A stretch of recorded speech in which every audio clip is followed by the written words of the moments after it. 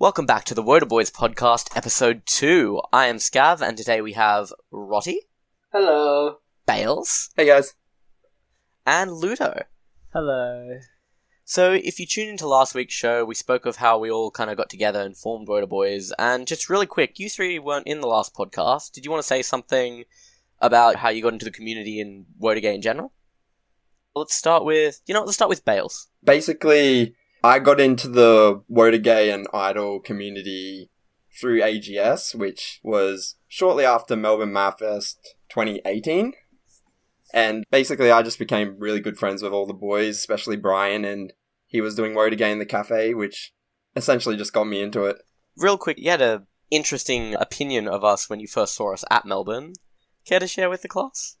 Yeah, I'll throw myself under the bus here. I did have a good laugh when I saw you boys do it, because I had no idea what, Idol community was or, what calls were, so I just saw a bunch of, hooligans throwing themselves on the floor and shouting at the girls on the stage. I thought it was very funny. And come, day 2, I, started joining in, because ended up being really fun. See, I'm glad the community just welcomes and assimilates more and more people. Okay, moving on. Let's go with Luto. How did you get into Wotagei and into Idol? You were in before, Brian and I, and I'm pretty sure the same is for Roddy as well. Oh man, well I go pretty far back. I actually saw the opening of AGS, so I was there for Gen 1. When Uncle Tetsu opened their cheesecake shop, they also advertised some months later that they were opening their cafe downstairs. And then some of you guys would know Barney, but Barney would message our friend group at the time. It was like, hey, let's check these raids out. I was like, alright, yeah, let's go. And then 4 years later, we're here. It was a slippery slope. Huh? Yeah. We just wanted some cheesecake. It was like, they started dancing. I was like, oh, well. Gotcha. And was that when you first saw, Wotagei as well? Oh no, Silent Dance is a whole different story. Silent Dance was the first time I saw it was probably just random YouTube recommendation on the side. It might have been Zens and Zens by Ginyu Force. Fair enough. And how about you, Roddy? Last but not least, you've been around in the community for a very long time, haven't you? In terms of AGS, I only remember watching them in Matsuri, 2018 Japan Matsuri. But then I always known about idols and stuff because I got into AKB48 back in 2010. So when I saw that there was a group in Australia where people can do calls and stuff, I'm like, oh, this is so cool. I can finally be with people that know and like what I like and stuff like that. Sick. And how about you with Wotagei and Silent Dance? Was that a similar story to Richard or more of a similar story to Bailey just seeing someone do it? I remember it's probably similar to Richard because I remember the first Wotagei video I saw was back in 2014. I remember seeing someone putting up a video of No Brand Girls on by Amuse, and they got 30 or so people doing Wotagei. I'm like, I want to learn this, but it's hard because no one else knows about it. So it's like, oh, crap. But then, when I saw Brian, I'm like, oh, I can learn from him. This will be fun. And then, Oh, funny way that we all get together. And now look, we're just the best of friends. I hate you. Hate you too. Okay, well, there was actually one other question we got last week, which we are basing the entire podcast on this week. And that was from Choreo Zaints asking, who usually creates the concept for a Wotagei video? So, without further ado, let's get started with episode 2, video production. So, it starts off with, I guess, with the idea for a video or a project. It kind of bounces around us. We're on this podcast because I think we've got the most experience with writing up these projects. Would you guys agree? Yeah. Yeah, I think it's usually the four of us together, or one of us picking something and be like, hey, that's a good idea, and we'll just roll with it. I think what tends to happen is that someone has a song they like, and if you pick the song, you're generally in charge of just the overall project for that song. Mm. And So so you just rolls from there. Yeah, you'd get to oversee, I guess, a lot of the choreo being done. You get to make a lot of, like, I guess, design decisions and, like, direction. So, and one way we kind of get songs, because I know, Ludo, you've wanted to do some seasonal OPs, correct? Yeah, I have. But then we've also got long-held interests, like, Roddy, you've got a project coming up that you've wanted to do for a little bit, haven't you? Yeah, pretty much. And then we've just got spur of the moment, I want to do this, it'll be funny, let's do it, for other songs, right? Yeah, I've got a few of those projects up my alley with the Christmas video and all that. Yeah, funny enough, the funny Christmas video is probably one of our best displays of Wotagei we've done. Was that one of our highest budget videos? Or? Yeah, we all bought costumes, but no, I wouldn't say necessarily a high budget. I think the costumes itself just bumped up like the everyone buy a shirt. Yeah, but I guess we all bought that out of our own pocket, so it doesn't really count. Yeah, I'm not gonna lie, I wear it around the house. Yeah, it's awesome. I'm gonna wear it for Christmas to come. Oh, I don't even need mine for Christmas. Mine's just a red shirt with parakeets on it. Love it. But yeah, when we do come up with the idea of projects, I guess we'll always have an end goal in mind with the song that we pick and how we want the direction of the choreo to go. So it's kind of a what type of project is it? Is it serious? Is it a bit of a poo post? Is it wholesome? And we got to think what kind of makes each of those their own, I guess, subject or their own brand. So kind of with how we want the audience to react to the video, right guys? It's more of a, we want to entertain, or we want to show them something cool, or we just want to elicit a good feeling with this. Did you guys have any particular thoughts on any of the videos that we've done that would, I guess, categorize these? As you said, we got some nice serious, some poo posts and some wholesome. Serious ones, some of them have been actually like taken down because of copyright issues, but I don't know if any of you guys saw Railgun before it was taken down. That was a very serious style one. And then with the poo post, we got I guess the Christmas one's kind of a serious poo post. Same as Sonos, I guess. And Sonos, yeah. Yeah. It's a high quality poop post, that's what it is. In terms of like the Christmas video, Sonos, and like skeletons, where it was like, oh, maybe we should try this out, and then it just turns out to be a lot more than what we planned it out originally. Yeah, like we start off with a bare bones concept of Halloween, won't it be funny to have a skeleton? And he goes, "Dut-dut." Yeah, and then we were like, we'll buy a costume, we'll do it in a park, we'll buy a jack-o'-lantern, or we'll carve a jack-o'-lantern. Let's do it, let's go overboard. Yeah, it just like snowballed out of control, basically. I feel like a lot of our projects do that. We start with a somewhat simple, it'll be this, and then we just kind of add things as we go. So, yeah, I think one thing Brian said about the 3 topics was, it's the difference between the audience feeling, oh, sick move, bro, thanks, I hate it, and, hey, that was just a really nice video. So, I'm glad we can, like, get those different reactions from people, and I hope people get those different reactions. But to come back to the main topic, when we're coming up with an idea for a video, it usually revolves around starting off saying, I want to make a joke, or I want it to be serious, or I want it to just feel good. Yeah, it's kind of already decided before we shoot the video. And as we said before, it can come from anyone. It's more so somebody approaches a group and says, I have a project idea, here is my supporting documentation for it, or my just idea, I'm gonna design it and get back to you guys. Which is pretty good. I'm glad we don't have any just simply dedicated, okay, come up with all of the stuff. Because I think it shows off a lot of the personality of our members, and gives us a lot more, I guess, opportunities and variety in the content that we produce. Yeah, I definitely agree with that.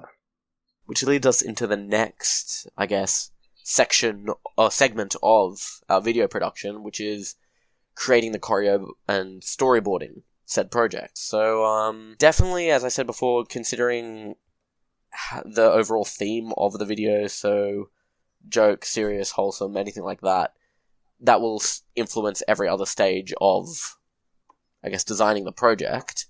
What important things would you guys say we need to take into account when we are creating choreo and storyboarding? Because I know that we've got a decent amount of choreo knowledge and a decent amount of, I guess, editing and filming knowledge in this group. So I'll just get the ball rolling here. With storyboarding and creating choreo, you need to especially look out for what types of camera angles and transitions you want to do, because editing can only do so much. Like, an editor can only be as good as the footage that he is being given. So having choreo that transitions well will take less strain off editing to make it look clean and smooth. Something we've been doing since the beginning is that every time we do some choreo, I would stop halfway teaching the group, hey, Bailey, does this work? Because Bailey's our main editor, right? So I'd be like, in between every move, I'll check with Bailey, does this move into that move, would it look good if you're trying to edit it? Like, I'd always stop and ask every single time. It's pretty important that the main choreographer and the editor have pretty good communications. Otherwise, it just, like you said, it just wouldn't work because you have bad transitions and just poor materials to work with. We have 2 editors and a main choreographer, and the main choreographer being Scav and Bailey and Iris in a lot of the editing stuff. And every time, for me, when I come up with like a custom choreo or something, I'll always go to Scav and be like, oh, do you think this would transition well into this? Or do you have anything that could fill in at this part with this song? And then when it comes to the editing, like Richard said, it's always about, okay, how does this cut fit in with this? And is there a way to make it look good? Or is it possible with what we have right now to make a good cut in like a certain fade or something like that? I see. I think one thing that, because Richard's also done his fair share of, I guess, choreographing as well. One thing I know that I consider a lot when coming up with a song, and actually the choreo for it, is just the BPM of the song. And I guess how the melody kind of flows together, because you can pull some sick power moves, and if there's like a lot of pauses in the melody, you can get some pretty stylized choreography, which is pretty nice. And I guess especially when choreographing for like a 6-man, 5-man formation, you've got to really think, okay, is this move viable? And can all 6 of us do it in, I guess, synchronicity, Yeah, thinking about what the group is capable of is actually pretty important when you're doing choreo. Like, we do weekly practices. We're always trying to touch up on what we know and trying to learn something new. But when we actually try to choreo a song, a big part of something you have to think about is, can this group pull it off in time? Because, we want to get videos out rolling, right? So we can't always be hanging on one thing for a very long time. So we have to keep it moving, keep it going. And that means that we have to be able to teach each other a move, in good time. And like knowing the capabilities of each other. So that's how you plan certain formations. Yeah, so like some people you might notice will always be at the front, or some people would always be at the back. Maybe because of height differences or because of like their strengths as well. And also there are definitely certain members who have more experience on certain waza or moves than other people. And so if you want to just get really quickly, or you want to show a clean move and you know that 2 to 3 people can nail that move, you chuck it in the choreo and be like, you 3 do that. So you do have to think about what move and who pulls it off to present it well. And in terms of knowing what the group can do, you got to think, am I putting custom choreography into this song, or am I just going chuck a Thunder Snake and a Muramasa and then chuck an Orca or something here, and how do you structure the song? Because there are certain, I guess, areas of songs that just a standard move won't fit. You do need to come up with some form of custom, I guess, moveset. And that kind of segues into, how do we get... Do you guys have any inspiration? Because I know that everyone here has come up with some form of custom. Is there any particular place, or not even custom in general, but we've all come up with choreo for videos. Is there anywhere that you guys in particular get your inspiration for moves? I'll start. Definitely Ginyu Force. And out of Ginyu Force, mainly Pelican and Gear, because these guys, like, I can't do the spinny moves like Latte, and Hara, like, that's what Scav likes to do, I really like Pelican and Gear because they usually just show off like extremely powerful tension moves, and I feel like that's my best. Yeah, that's my best type of waza that I can pull off. So I usually get inspiration from them for my choreos. Nice. Roti, do you get any, I guess, inspiration from anywhere? Or is it pretty similar to Bailey in the fact that you'll see another Wotagei video? Because I know that you've got some experience with dance in general. Do you bring any of that over with you? Yeah, sometimes, but it's hard because there's some elements of like the elements that I know of dance can't integrate well into Wotagei, I guess. But when I'm trying to come up with costumes, or if I'm at a type of roadblock on what I should put in a certain part, is sometimes I'll listen to like the melody of it. So like if there's pauses, then maybe I should, like what you said earlier, how if there's a certain pause or something there, then maybe to sync it up, do something that changes it. But then I also look at the lyrics.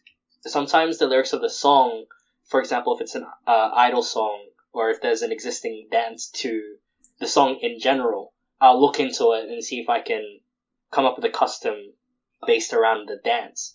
Or in another sense, in another way, I always also see if I can look at the lyrics to a song and see, be like, oh, he said something like this. Maybe if we do a move based on what the song is talking about.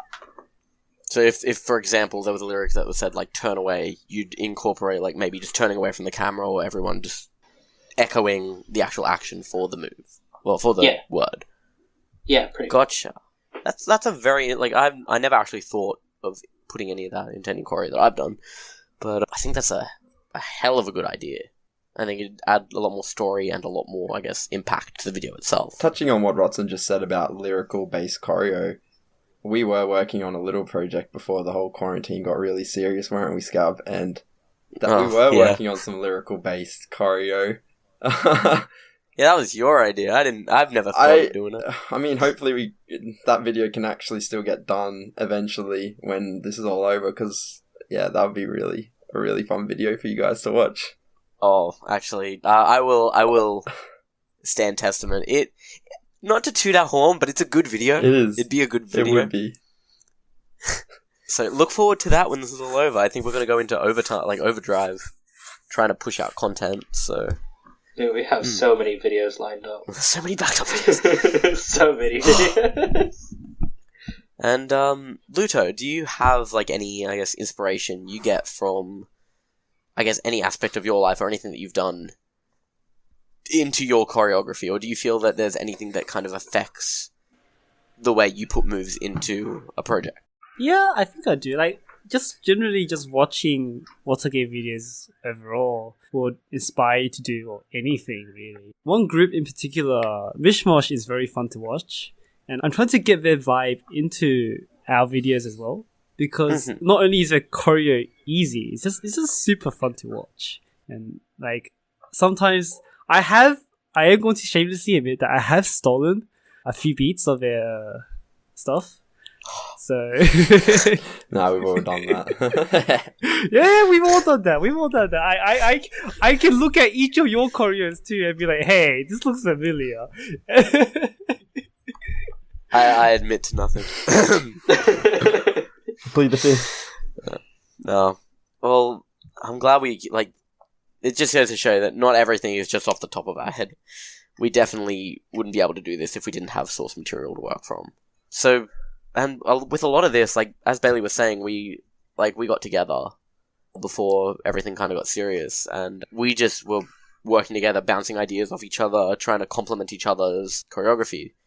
And it just goes to show that coming up with the choreography and all of the, I guess, all the aspects of the video, it is a collaborative effort. It's very rarely an individual process. And will always bounce off, as everyone has echoed, people who do choreography, people who video edit, people who know about the audio, camera angle, all that. There's a lot, we do think about a lot when trying to get these videos out, and a lot of them do seem to be kind of jokey, but I feel like our joke videos are the ones that we actually put more effort into, Yeah, over yeah, definitely. everything. Somehow, the joke videos also had the best Wotagei. Like, somehow. No pressure because, you know, the theme is a joke anyway, so... Also, I think we just have a lot more fun on those shoots. I don't know. Yeah, I know that every... I feel that. Yeah, because we all get in there, we're all, as you guys said, we're really loose, we're really... Oh, yeah, let's do it. It's funny. And then we can just hang out and have fun. Because of that, the Wotagei just turns out nice. Yeah, because like our mindset isn't, oh, this needs to look good. It's like, lol. Lol. I missed a flick of my arm. Well, with any project that we do produce, one big thing we always need to count is how many chems we use. Because we can't really, I guess, be all willy-nilly and be like, okay, for this 10-second clip, we actually crack 4 times, guys. That would be just throwing away resources like there's no tomorrow. We also need to think about, what lights go well, like what colors go well with what section. Is it a slow bridge part? Should we use like some cool colors? We also take into account a shooting location and what colors would, I guess, best reflect in there. What's the lighting like? Lots of little things to think about. It's time consuming to come up with things, and especially in our jokey videos, are there any skits? Like, none of us, I don't believe any of us are drama students, are we? Brian was. Yeah, Brian probably was. I feel like he was. He strikes me as that kid. No, but yeah, like, I know, just filming skits and stuff, like, we really put a lot of effort into, I guess, making sure they run as smoothly as possible so we can film them and get them out of the way. And then, I guess, with the Christmas video, costume. Costume plays a big part. We can't always just be like, yeah, turn up casual. Yeah, one of my biggest things that I like to press, or try to press with videos, is how we look on the camera in our clothes. And I don't know, because like, I feel like if everyone's looking way too different, it just doesn't look nice no matter how good it is. So have some sort of theme, or, you know, everyone's wearing the same thing. What do you guys feel about costume? When it comes to costumes, we don't need a lot, which I'm kind of happy about, where it's just, we don't have to really think about it. It's just, what do you need to use? Oh, just wear a white overshirt with a black undershirt and just black pants and you're good. Definitely simplifies things. Until you get Bailey saying, hey everyone, buy Nike. Yeah, everyone buy Air Jordan 1s color-coded to your member color, please. Hurry up. And how much is that? Well, it depends on the color. Red's lucky, red's kind of cheap. Hell yeah! Yellow's kind of expensive, I have a pair of yellow ones. Cheap as in how much? You know, $300. That's not that bad. That's cheap? I mean, that's almost retail for usually what I spend on shoes, so... The attitude change. Oh, hell no! What the heck? No. What? I thought cheap was like, yeah, $100. Yeah, maybe. Hey, the best Wotagei players in the industry have the nicest kicks, man. They really do. I don't understand. Japanese people in general have very, very good fashion sense and a lot of money, apparently. Apparently. Okay, so once all of these, I guess, details are thought out, whether it be by one or more people, we usually do pitch it to the rest of the group, because I know that there have been some projects that I've only really organised with 2 to 3 people, and then I come in, I'm like, I'll show you guys Choreo, and I'll record everything, and catch everyone up to speed, I guess, on the idea. Like, because people know that projects are kind of going ahead, but it's just a matter of getting everyone up to that end point of development, you know? So with that, I find the most important thing regarding our videos and our projects is that they're all dynamic. Like, they will all change from the original idea in one way or another, whether it's adding something, altering something, or removing something. And that can be due to location constraints, just feasibility constraints. What do you guys think about that? One of the things that gets thought about when making stuff for the song, we also have to think about, are we going to perform this at a con? And whether the choreo can be changed to fit a stage and stuff like that. like, we've done some projects, especially some of the ones that we're yet to film, but you think, oh, I could knock this out in, just the chorus section. I can do that maybe in 2 takes. There's, like, 2 back-to-back very difficult moves, so we can end on 1 take and then do the next move. Great. Doing them back-to-back, I could do, but I would just run out of breath completely. And then thinking, oh, how do I put that on stage? Can I perform an entire song with my level of stamina right now? It's not the most fun feeling, is it, guys? Yeah. Most of the choreo we've had so far has been a group effort, but like when we want something that's like, hey, let's get this done, something easy to do, we need to really learn something that all of us can manage. I'm typically the one thinking about that, and I'm also the guy trying to get the whole group into physical training, but it doesn't happen. So Hey, we try. So I really had to we try. Like I when we show up to practice, I'm like, hey guys, this is gonna run. We get 2 people go, yeah.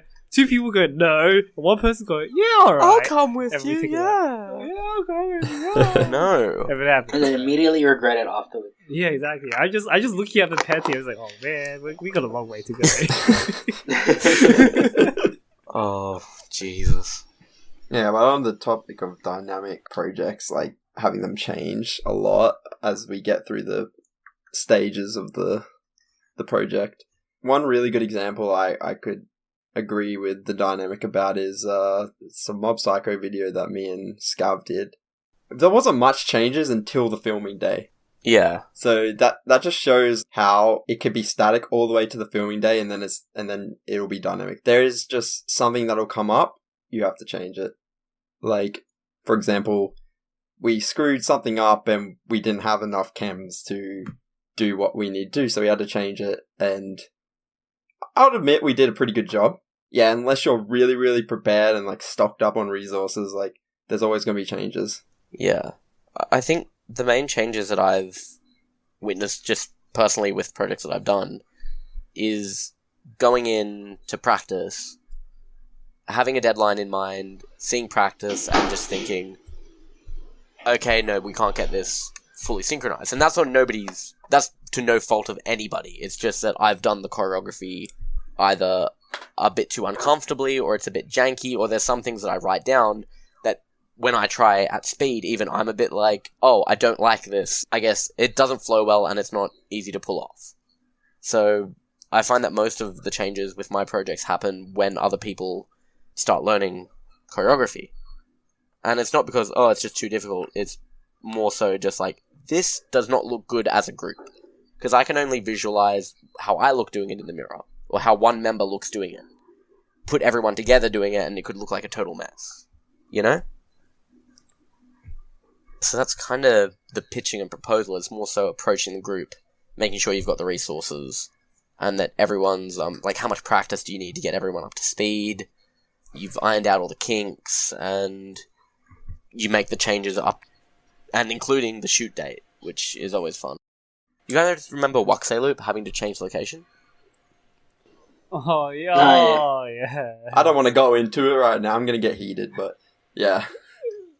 But I mean, if you look back on our YouTube and look up Wotagei Loop, you would notice a location change halfway through, because we did come into some complications with the location. So you have to be ready to like adapt and like just roll with what you're given. Yeah, a lot of unexpected things happen on shoot day. So, never fun, and it's good that we've got 6 people to think about solutions, so, yay. And then it kind of comes to, that's all the organisation we do for our projects. Just in regards to choreo and the camera angles and all that stuff, we normally do draw up storyboards, or at least documents detailing and like keeping track of everything that we need to do. One thing Brian's very specific on is our documentation.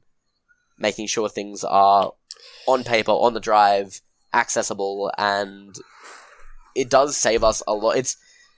That's the one thing. And I don't know if you guys can agree with me, but it's such a pain in the ass to keep up all the documentation, but I would be so lost without it, and I prefer that we have the documentation. Yeah, it's a pain. It's a real big pain, but I hate to admit that father's documentation is very important. It's an inevitability when you're running a group of 6 people. That's true. Otherwise, like, being able to communicate your idea is something that's not too successful if you're just trying to bounce it off each other in person verbally or even in text on chat. So just having the documentation that, hey, read this thing, actually communicates your idea a lot better than trying to talk to someone about it. No, I think it makes things a lot easier. And with that, all that documentation, we're able to finalize and actually get to the actual filming date. So, which is good. All we need to do for the filming is just make sure we've got a location available, make sure it doesn't rain on said location. We've got personnel available. Do we need anyone to help filming? Do we need anyone just to help with skits or make the process easier, I guess? Ensuring everyone knows their parts. And one thing with filming is it can be really fun or really not. Yeah. And that's nothing to do with, I guess, the members or anything. It just comes to a day-to-day basis. Oh, we had to deal with daylight savings, because Sydney, so that's fun. We remember staying out, later to try and, we needed to make sure we caught darkness. Yeah. We'll go into that a bit more detail, I guess, on another podcast when we actually talk about the filming days and our filming process, but yeah, filming can be fun or painful. And yeah, I guess that's how we produce the videos. I guess the whole design process behind it. As I said, we'll get into our filming days, and I think one thing that we're going to do is also talk about the technical side, like the camera, the editing, all the information behind that, because I know that you guys, and Iris in particular, have a lot of knowledge on that subject, correct? Yes. But as I said, we will save that for another time. And that kind of comes to the end of video production. Before we jump into Q&A, did you guys want to add anything in particular? I just put out a little suggestion that if anyone needed any information or tips with, editing and whatnot, because you guys always flaunt me as the main editor. I don't know, I've done, a decent job, and I'm always trying to learn when I'm editing, so if you guys want to ask any specific questions about editing for the next filming podcast, we'll answer them there. You can direct them to, me or Richard or Iris. But yeah. That's really good. If anyone has any questions for either the filming night or even the editing technical side, like camera specs or anything like that, please hit us up with your questions. As I said, message them or just chuck it at the Wotaboys Insta account or Facebook message. We will answer it, don't worry. No question is too outlandish. Go crazy. Oh, I regret saying that now. Never mind. But seriously, yeah, send us questions. Now we did have some questions from last week that we didn't get around to answering, as well as some new ones. We're gonna start off with one from Hinotura, and she asked, "Do you have any favorite Wotagei players or teams?" We'll start with Luto on this one. Ooh, that's difficult. I think in terms of pure technical Wotagei, that has to go to Ginyu Force. Just pure technique, pure looking good as a Wotagei performer. Ginyu Force is still the top of the rung and still, just good at what they do. It's a fact. You can't change that. But in terms of videography, filmography, away from technical side and more towards the artsy side, I think Mishmosh and Team Futabako do a better job at just having the vibe of a good film, something interesting to watch. No, definitely, I feel that. Bailey, I know you watch a lot of Wotagei videos. Whenever you come over to my place as well, we used to just watch a bunch of videos. TV, let's go. No, the best pastimes, man. Actually, yeah. My favorite team. Well, you could take a guess. Well, actually, see, because I really like Ginyu Force and JK's, because Pelican's in both. Sense of some bias. But if you see good videos, it tends to come from those two groups, like Imaginary, like Justice, Guinea Force, JK's like collab. Just like probably one of the best videos. It just looks amazing. Yeah, I watch that pretty regularly, actually. Yeah, like it's beautiful. ridiculous. Like it's actually art. It's art. Just pure technical mastery. Like, And like it's just good. the video production in itself is like it's so good. Like how did they get that good? Like, do people work in the industry? Like, I have no idea, man. I feel that. Roti, how about you? Who do you like? I don't know. Actually, the ones that I watch the most is like Fly In, and in terms of filmography, I always liked the North guys. Kita no Uchichi. Yeah, that one, yeah. Yeah, that group, Yeah, that one. North guys. The really popular they're the ones who did Yumetaro. Yeah, Yumetaro. And that video got viral. Even their most recent one, the Weathering with You one, the Grand Escape. That was beautiful. That video, like the way that video was done was like, damn. All I can say is, damn. Also, my favorite Wotagei player is in Kitanoichi. North guys. I don't know why. It's just the way he does things. He doesn't do it as much now because I think he just does other stuff on his YouTube channel. But yeah, it's been said already by Bailey and Richard. Like the technicality in terms of Wotagei, it always goes down to Guinea Force for me. I'll personally say I do thoroughly enjoy Guinea Force videos, and they are one of my favorite groups at the moment. I also really like Axis, though. I feel like when Axis puts out a video, it's kind of like, oh damn. They're kind of like they've been coming up a lot more now. Latte's really taking confidence and like reigns in choreography. Like if you saw the latest Guinea Force video, I'm pretty sure that choreo is mostly Latte and Gear. Yeah, there's something special about Latte's videos. It's like not Axis, but Latte's personal account. There's this vibe about it. That casual vibe, but still somewhat serious enough to be like pulling off really good technique, and it's just so alluring. It's so attractive. I don't know what's up with that. No, I really understand what you say, and I know it's hard to explain, but it is very alluring. Like it's a moth to a light for me. Because not only does just the choreography look beautiful, but just the path of the light and the way they actually perform even with the editing, it complements it all so well, and it's very... With Access, I feel like it's very much a technical... It's a very stylized technical showcase. I feel there are certain videos I watch and I'm like, okay, they're just pulling off moves. Cool. It's very well done. Pay it. But with Access, I feel like it's just on another... Just a step up, you know? Yeah, I definitely see that. Yeah. No, I fully agree, and that's why I'll say I actually have two.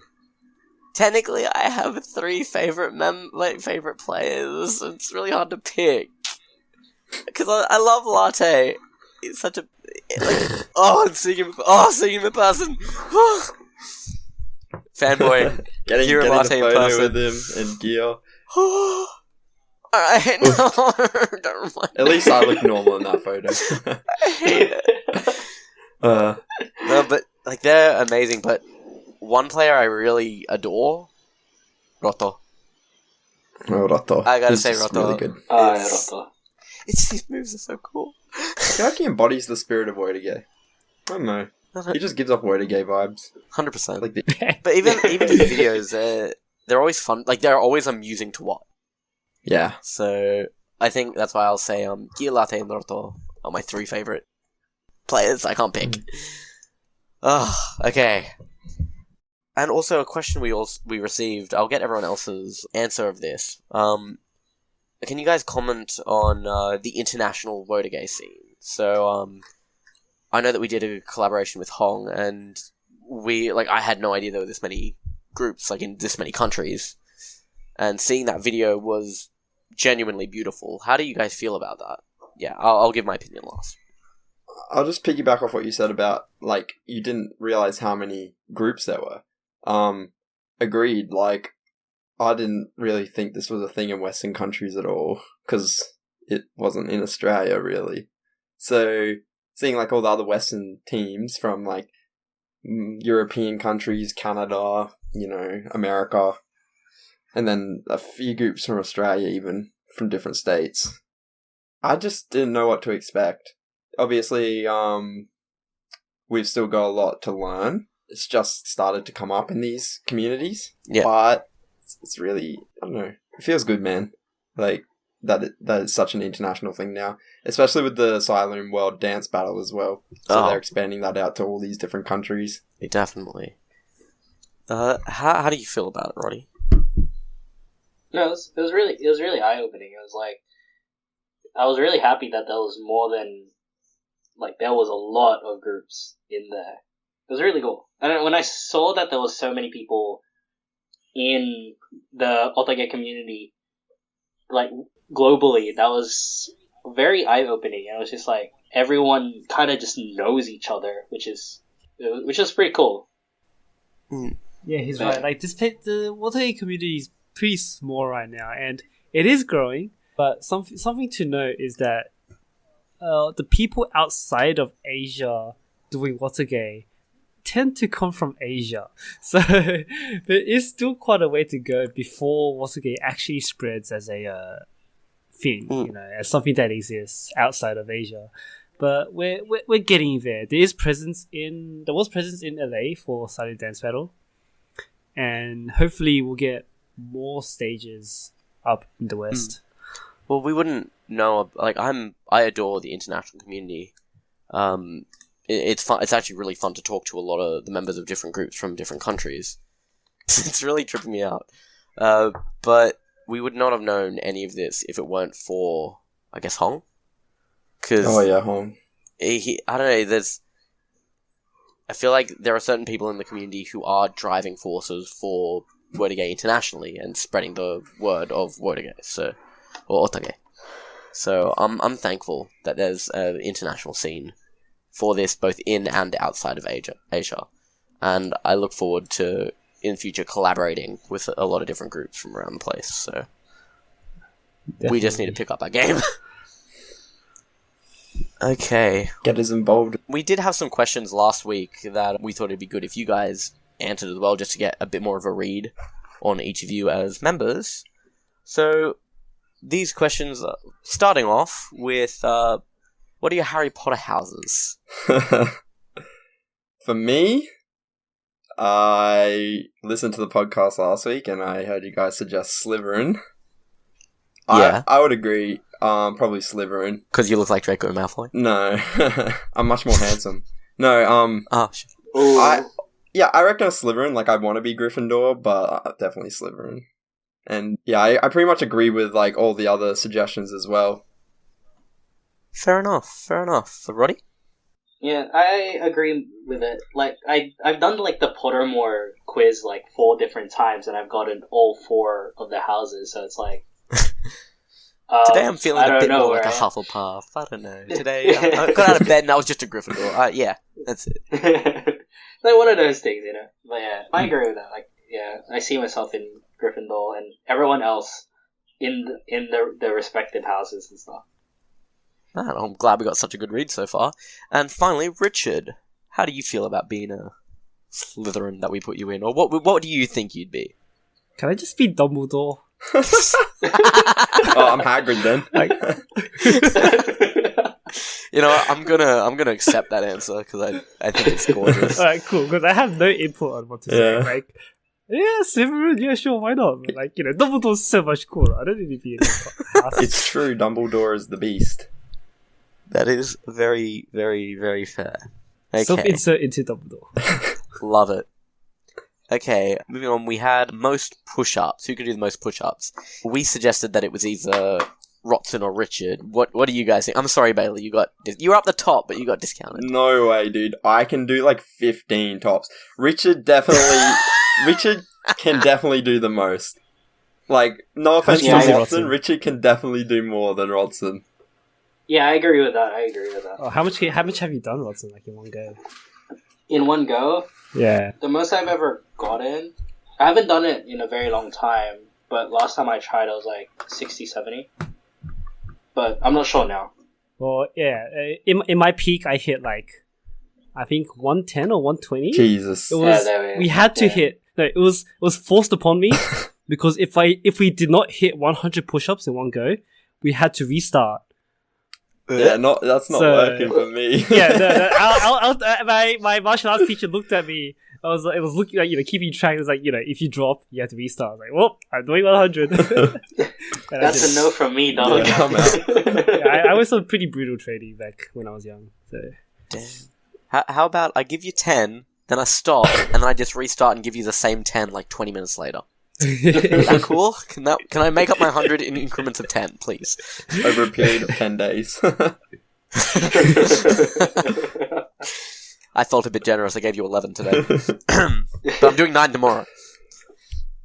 Okay, so now that we've got that out of the way, Hunger Game rankings. So, we had in the A tier, Rotson and Bailey. In the B tier was Richard. And the C tier was Brian, Iris, and myself. Do you guys agree, or what do you think? S tier is Rotson, and then A tier is Bailey and Richard, and then C tier is the rest of you. There is no B tier. Oh, just dropping straight to that C tier. See, because like, with the Hunger Games, like straight up, Rotson's gonna run over to me as it starts and just like crush my head with like a rock or something. He's a beast. Like I would not get in his way. I'd probably just run. No, the thing is, though, it's just like the fact that I can't bring myself to do it unless I get to the point of I have to kill you, otherwise I'll die. And that's the Hunger Games. But that's the Hunger Games. But I understand what you mean. Like, you'd have to click it. Yeah, I have to. There has to be a switch for me to be like, I can be in that Hunger Games, but it's just like, but I still don't want to do that until to the point where I'm gonna get killed. That's fair. That's fair. I still think Rotson.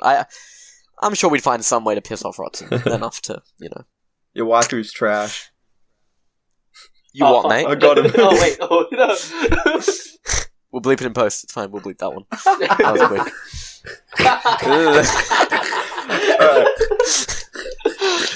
Okay, and Richard, what do you think about those rankings? Oh, dude, you know what? Rules are rules. I see you, you're dead. Come on, man. I'm going to kill you.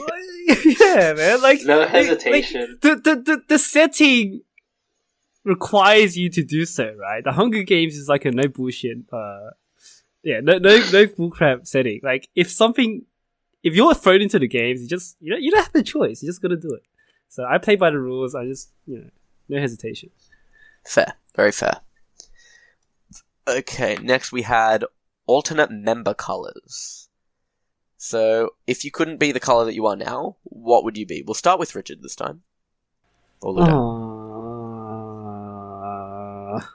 I first proposed blue, but then Bailey was like, "I want blue." I was like, "All right, yeah, sure, you can have it." So, thank you. Yeah, it would be blue. Yeah, he wants blue, dude. Fair enough. And Roddy, what would you be if you couldn't be purple?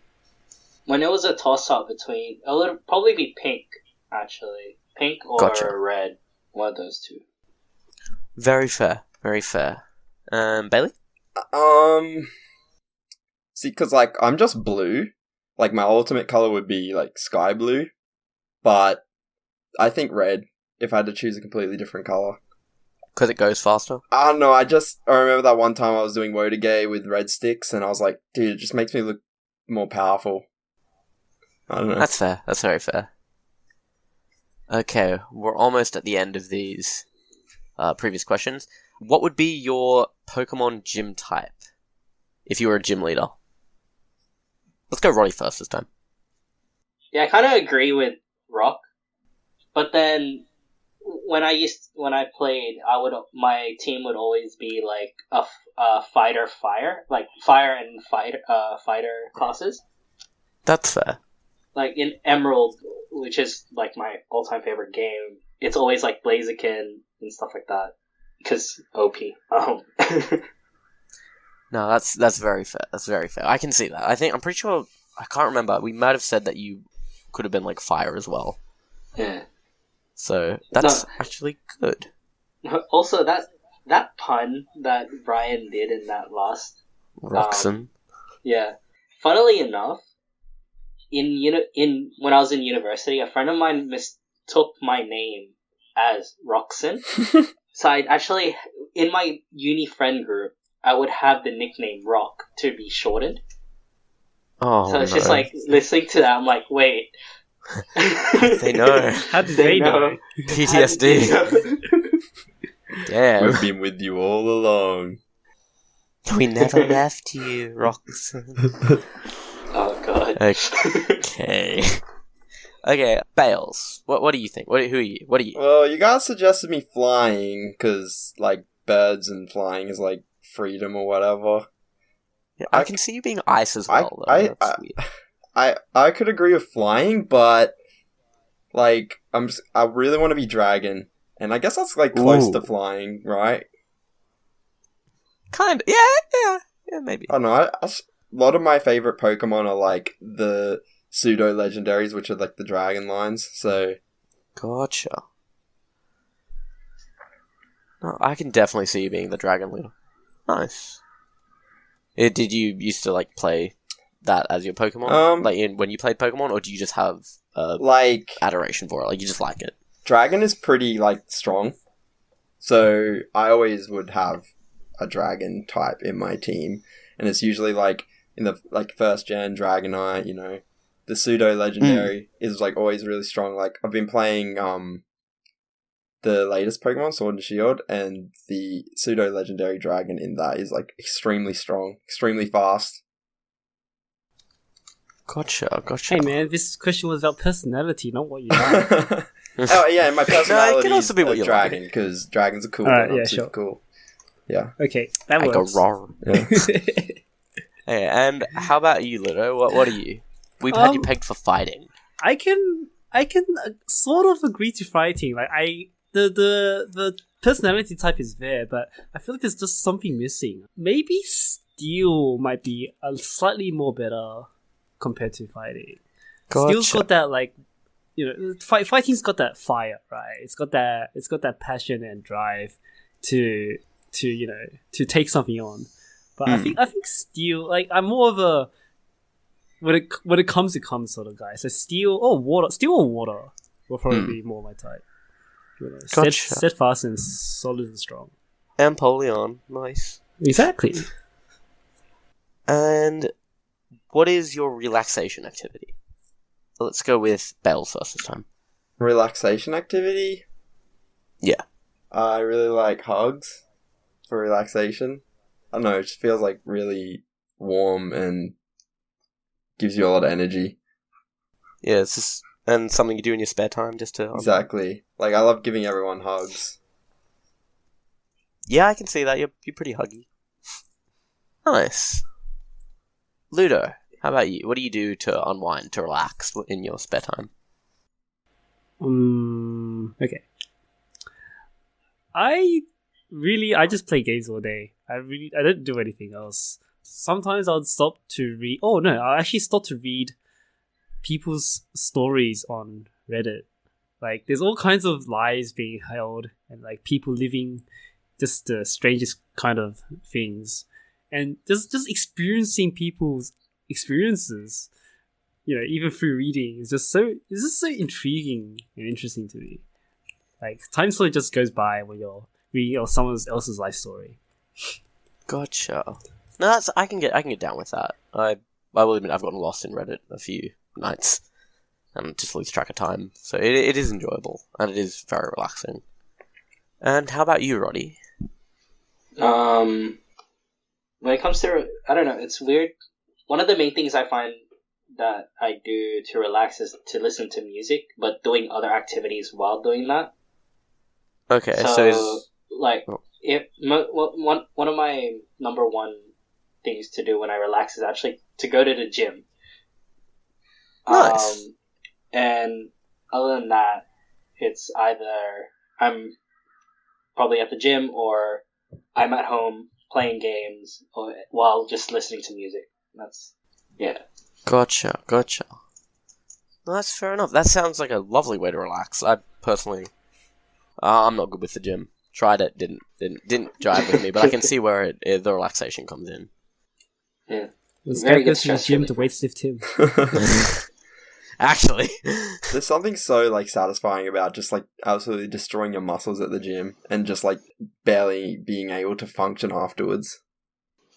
Yeah, I think it's just like the dopamine be like, oh, you did something productive today. Yeah. Good on you. And then just be sore the entire time.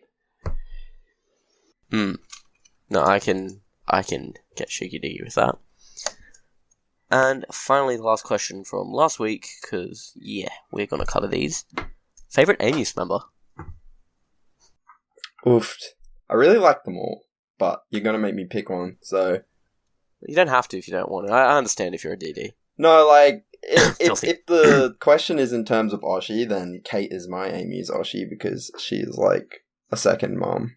She's really nice. And we had some good times. Understand. That's good. And you're both blue? Yeah, and we're both blue, which is just a coincidence. Totally. Okay. Roddy, how about you? It's about like a toss-up between Rinya and Molly. Because they both like the idols that I like, so it's fun when I get to meet them and talk to them about those idols and stuff. Gotcha. It's good to have common ground so we actually talk about with like a favorite member and stuff like that. And Well, you, Richard, yeah, who's your favorite member? as for me, like, if we're not talking about performance, but just Oshi, then I think that would have to go to Alex. As for why, hell if I know. Like, do you pick Oshis off of reason? No, You just feel it. You Exactly. feel it deep yeah. down. I don't actually know. I just look at her. It's like, yeah, all right, sure. That's Get Yeah, drawn alright, sure. to it. I'm sensing some yellow member bias. Oh, Respect, nah, Richard, nah. respect. That's just a coincidence. Oh yeah, I got two coincidences here. Cool. Yeah. Next question is actually from Haku. So, what animal would eat for everyone? Luto, what do you think? What animal would you be? Or what do you think other people would be? Well, I'll be a cat, but not just any cat. I'll be the cat that pushes the vase off the table. You're the cat and Any they're like, oi, stop, and then you look at them and do it anyway. Yep. That's what You'd be the asshole cat. Cool, good to know. You ready? I don't know. That's a hard question. Like, all this, there's this clothes that I wear that's like would always have a type of animal in it, and I would always be drawn towards like a bear. I was literally about to say you're a big old grizzly bear. So I'm glad I was not off the mark too much. I can see that. Yeah, like there's there's a what do you call it? A bag that I use all the time, and it just has a face of a grizzly bear on it. So it's just like, yeah, I guess I kind of associate myself with that. Fair enough. You're both cuddly and you can kill people. Literally, Roddy. What about you, Bailey? What animal are you? In retrospect to Rotzen being a grizzly bear, I'm also a bear, but I think I'm a teddy bear. In fact, I usually do my signs. I usually make the bee into a bear. So yeah, Cute. and I wore that bear onesie to AGS, and then everyone just started calling me Bailey. Bailey. Okay, we're bringing that I'm back. a bear. Okay, Bailey. Yeah. Personally for me, I'm gonna go raccoon. Because most of my pictures are just me crouched over some trash or something like that. I feel like I'm a bit of a trash panda. Trash panda. I feel it. I know it's coming. I got the little posable thumbs and I grab at the scraps. It's fine. So in that sense, does that mean all your waifu is trash? You want to stop? Got him. You want to Got him. I will turn this podcast around. Oh no, please. We will start again. Oh I will no, make God, it. no! But nah, I don't know, just a lot of my photos, especially from early Wotaboy days, are just me, like, crouched on something drinking Mountain Dew, so, you know.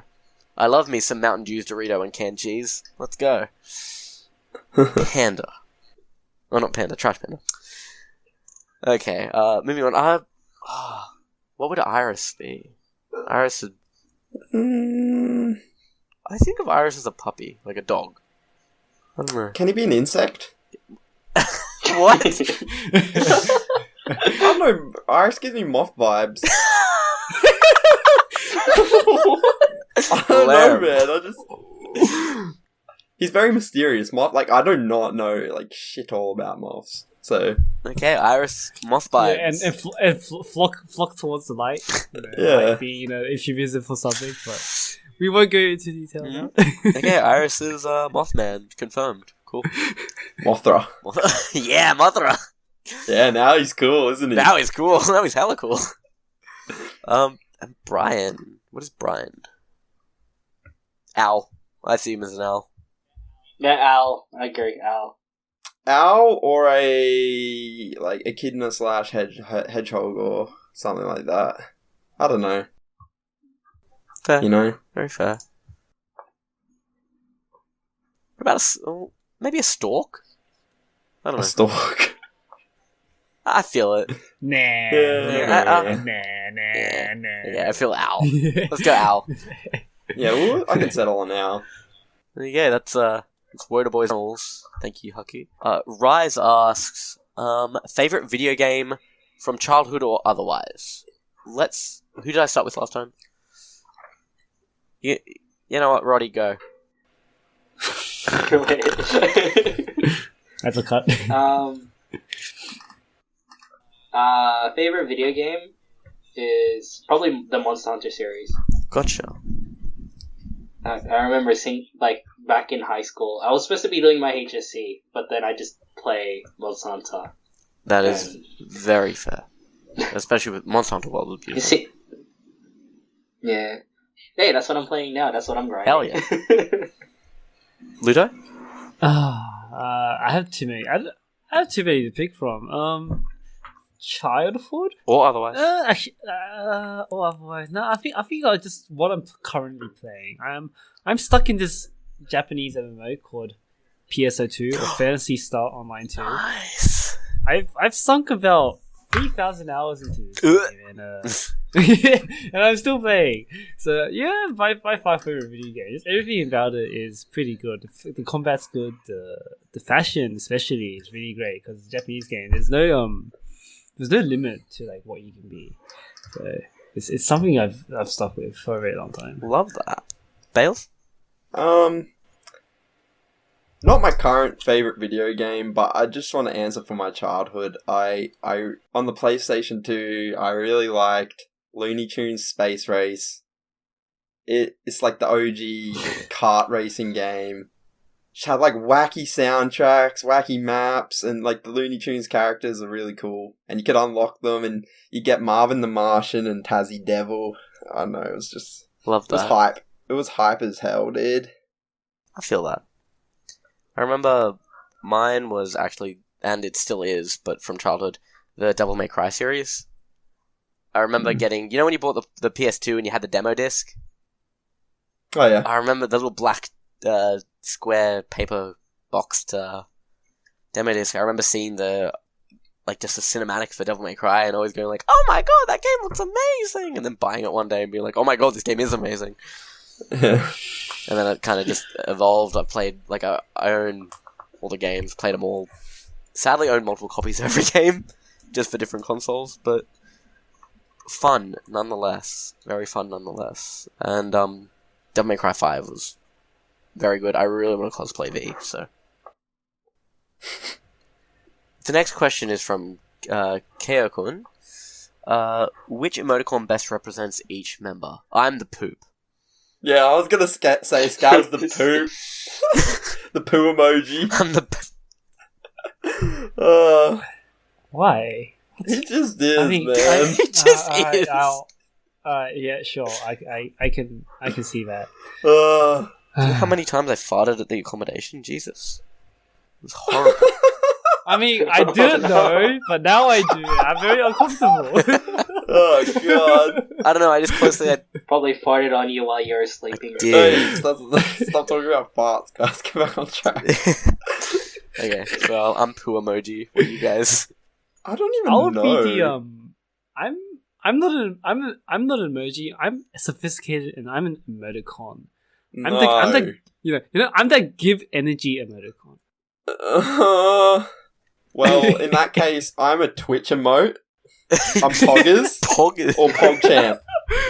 Yeah, no, I'm definitely. any form of Pog on Twitch. If you guys don't know what that is, look it up. Alright? I can't explain it. Roddy, how about you? I have no idea. What would you guys see me as? I don't Just know. the love heart emoji. Yeah, I feel that. Mm. Well, I was about to say the peace sign, just like, peace out. I don't want to be part of this. See ya. Or the emoji, I don't know what it's called, where you have your pinky and your thumb up and the rest down. It's like, yeah, the boys. Oh, Shaka, that one. bro. I don't know. Yeah, that one. That's Hang what loose. Yeah, hang loose, bro. Oh, you know what emoji Brian would be? He would be that disapproval look emoji, like the emoticon with the in text. No, he'd be the sticker That's- on Facebook of the bear Look. leaning back in his... No. The look of disapproval. It's gotta be that. For Iris... Oh, what's Iris? Damn, I'm not very good at emoticons and The emojis. baby emoji with the baby bowl emoji with the pacifier emoji with the diaper emoji. Why? Because he's a baby. Iris is Wow. baby. No matter how old he gets, He's always a baby. He'll always be baby. He's a baby. We love you, Iris. Okay, Alex Hime. Who is the mum and dad of Wotaboys? Brian and Roti. Oh, yeah, Brian and Roti. There we go. Calling it right now. So there's two dads. Yeah. It's Stephen and Brian. Oh. Really? Brian, Yeah, I see that. Brian's like He's the Brian's strict dad. like Am I the fun my- dad at least? my divorced dad that I have to go and see on the weekend. He's, like, I respect him and he's all cool and stuff, but I'd rather hang out with the cool new stepdad, Stephen, because he lets me get whatever I want. As for mum, I can see Rotten being a mum, but I can see myself being a mum too. Well, I wish you the best of luck in your future, Bailey. I hope you can Thank you. become a mother one day. I appreciate that. Wait, no, Bailey isn't mom. He's uncle. Yeah, Bailey's uncle.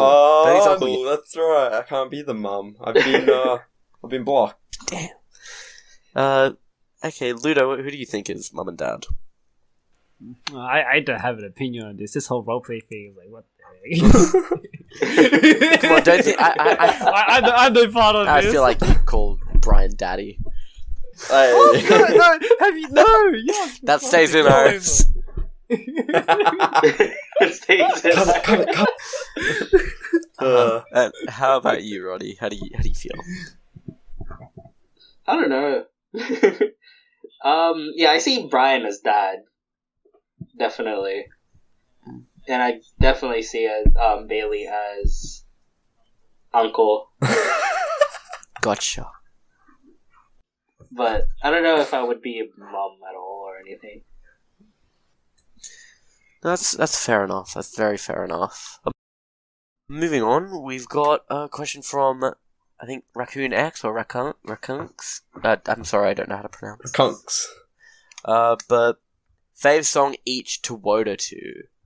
Ooh. Let's start off with Bales on this one. Yeah, I've got it. I there's this one song that I really like, and it's called Odd Loop by Frederick. Just a really fun song. It's a great song to Wotagei to. Not too fast, not too slow. Just Frederick in general makes really like funky music. I don't know. It's got a good structure too. Fair. Roddy? It always changes for me. One of the ones that I like right now would be probably Black Nazarene. Black Nazarene, Official Fake. Like, anything with kind of a high-ish BPM, like 180. And most songs that are really nice to Wotagei to is like EDM style songs, hard style songs, because they're the beat, you can hear the beat. So if you're doing a certain move, you're like, okay, this is where it needs this part needs to be at this beat, and you can tell whether you're in time a lot more easier. Like one of Double Anthem's newest songs has that, and it's like that's a really fun song to Wotagei too. But yeah. No, I know exactly how you feel. I've recorded some stuff to that. It's a good song. Me too. Please do. Luto, how about you? Well, there's not one particular song, but just in general, I really vibe with Toho music. Just Zun's compositions are just that good. Like, you can do anything to them, and even if there's one, like, even if one of the original songs isn't, like, you couldn't really Wotagei to, there's definitely an arrangement out there that you can make work. No, definitely. Personally, one song that I've been using to practice a lot with has been, you guys know Smooch? That song. Yeah, I know that song. I don't know, it just... That's a good song. It's really consistent, and, like, I can feel, like, each move. I don't know, it feels natural to Wotagei to that. Apart from that, I know it's pretty, like, mainstream, but a lot of cyber songs have really good beats to do it too, so... But I'll say Smooch is definitely my go-to song. And then that brings us to our last question. Pick a superpower. From Rinya. Come back to me, Bales, you're up! Well, my superpower would be that I was, like the best at Wotagei. Like, just straight pure talent. Like, I could just gain by pressing a button or something, you know? Because then I could just go to Japan and join Ginyu Force. Why wouldn't you just say, like, Sharingan or something, so then you can see the move and immediately replicate it? Okay, my superpower would be... No, I'm not a weeb like you, Scav, right? Ow. Cut me deep. Okay. Well, in that case, my superpower would be laser eyes. Why? Who knows, dude? This doesn't make sense. I don't care. Laser. Pew pew pew. Get it in the pews. Pew pew. How about you, Roddy? Similar to probably Bailey, be like, it's called photogenic reflexes. It's Taskmaster's superpower from Marvel. Ah, gotcha. That's fair. Basically, you can learn anything by just watching it anywhere, and then just by watching it once. That is mad. Yeah, My must be nice. superpower, I've always wanted it, would be I guess shapeshifting. I don't know. Have a big... I think it'd be really cool to be like, I'm gonna fly now. BRB, discreet bird. And like, you know, just that type of stuff. Or like, wish I was a bit taller. Wish I was a hot dog. Wish I was a hot dog. I wish I was a pickle. No. I shit you not. It's the funniest thing I've ever seen. Okay, I think with that, it's pretty safe to say that we can end the questions. And as you can see, we've all got very diverse, interesting answers. Well, and with everything that we've said today, we've talked about like our live shows and how we make videos, filming and all this stuff. One thing we really need to talk about is how much we've actually, I guess, grinded for live shows and how much we've gone together. And when we first started making videos, I think that's a really good topic to hit on, because we've explained how everything that we've spoken about today has taken us a while to, get down pat. So I think it'd be really good if in the next episode of podcast we actually talk about, I guess, getting ready for a live show, our first live show, and putting out our first set of videos. What do you guys think? Yeah, I think that would be a good episode to go into after this one. because we started like our first proper live show was Sidfest, Sidfest 2019. So if you have any questions, like if you went to that con and you saw us, say hi. I don't know, message us. But also we'll be answering any questions in regards to any more history on the Wotaboys, any stories. So yeah, and don't forget, if you have any questions on our actual production or anything to do with technical specs or any questions in general at all, please do not hesitate to message our members or message our main account. Yeah, so I guess we really look forward to see you in the next episode, and I hope you enjoyed. Hope it was relaxing. Sorry if it did drag on, but yeah. Say bye, everyone. This has been Scav. Bales? Say bye, Bales. Bye, thank you for listening. Roddy. Bye bye. And Luto. Luto out.